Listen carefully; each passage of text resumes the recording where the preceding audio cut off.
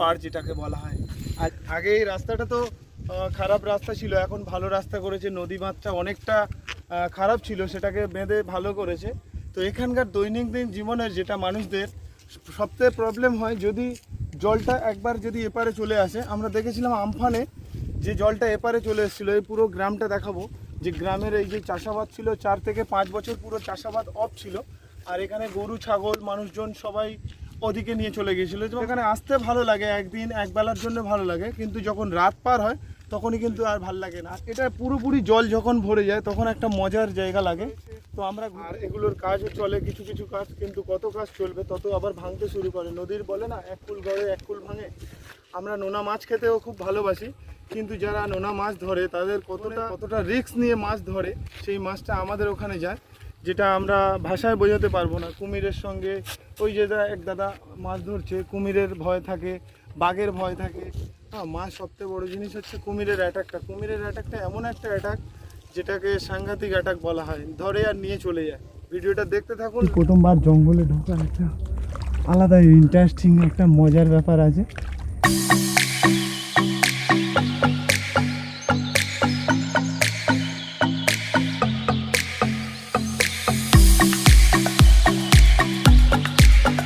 দেখা পেয়েছি যারা এখানে চাঙা ফল বলে একটা ফল রয়েছে, যেটা পাড়ে, তো আমরা জঙ্গল দিয়ে চলে যাবো। একটা ভয়ও লাগছে, এখানকার মানে একটু ভয় ব্যাপার রয়েছে। তো আমরা পিছু নিয়েছি। হ্যাঁ, প্যান্টটা আরেকটু গুটিয়ে নাও তুমি। একটু কাঁটা কাঁটা রয়েছে, কাঁটা ফুটে যেটা অনেক দূর, তো পায়ে কাঁটা ফুটছে। তো এ বাবা, পা তো এ কাদা উঠবে, কিন্তু ভয় লাগছে। তো বাঘ নেই তো? তোমরা এখানকার রাস্তাগুলো জানো, কাদাগুলো তো সিমেন্টের থেকেও মজবুত গো, কাদাগুলো তো সিমেন্টের থেকেও মজবুত। এখানে এই দুটো ফল দেখা পেয়েছি, এই দুটো কি কেওড়া ফল বলে? এই ছোট ছোট দুটো ফল দেখা পেয়েছি, এই দুটো কি কেওড়া? চলো, বাবা কেটে গেছে। কি দিয়ে খাবে এটা? তেঁতুলের মতো টক, অত টক? এই যে লবণ টবণ কিছু নেই, শামুক আছে।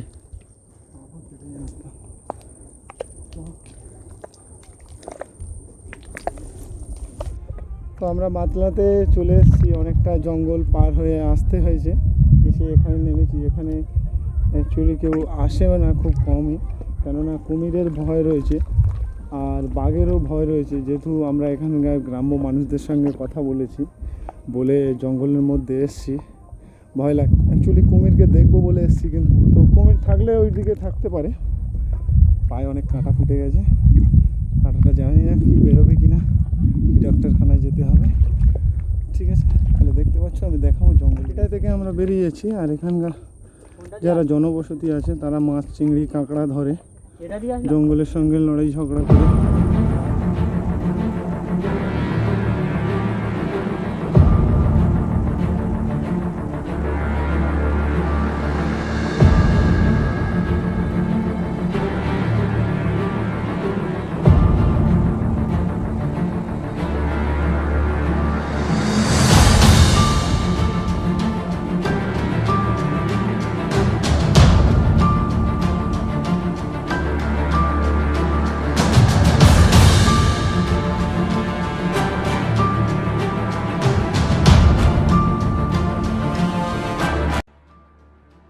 প্রাণীগুলো প্রত্যেক দিন তাদের সঙ্গে প্রাকৃতিক যুদ্ধ, একটা লড়াই চলে, যেটা সুন্দরবনের একটা সুন্দর ঐতিহ্য রয়েছে।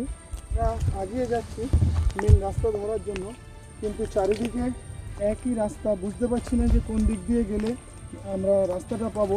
দেখছি সবটাই এরকমই রাস্তা।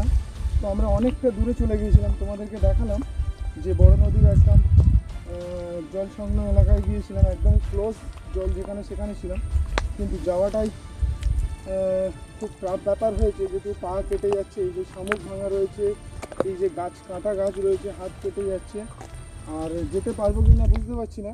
শুধু রাস্তা তো সব সমানই, এরকমই রাস্তা জঙ্গলের মধ্যে। নির্ণয় করাটা একটা টাফ ব্যাপার রয়েছে। আমরা একটা রাস্তা পেয়েছি, এখান থেকে যাবো এবারে, দেখি এটা আমরা রাস্তা পাই কিনা। জঙ্গলের মধ্যে ঢোকে রাস্তা নিশানা করাটা একটা টাফ ব্যাপার, যেটা আমাদেরকে স্থানীয় মানুষরা বলে দিল যে তোমরা অন্য কোথাও হতে জঙ্গল থেকে বার হতে পারবে না, যেহেতু যেই রাস্তা ধরে এসছো ওই রাস্তা ধরেই আবার বেরিয়ে যাবে পায়ের ছাপ দেখে দেখে। এখানে যদি অন্য কারোর পায়ের ছাপে আমরা মিলে যাই তাহলে কিন্তু আবার অন্য কোথাও বেরিয়ে যেতে পারি পুরো জঙ্গলটায়।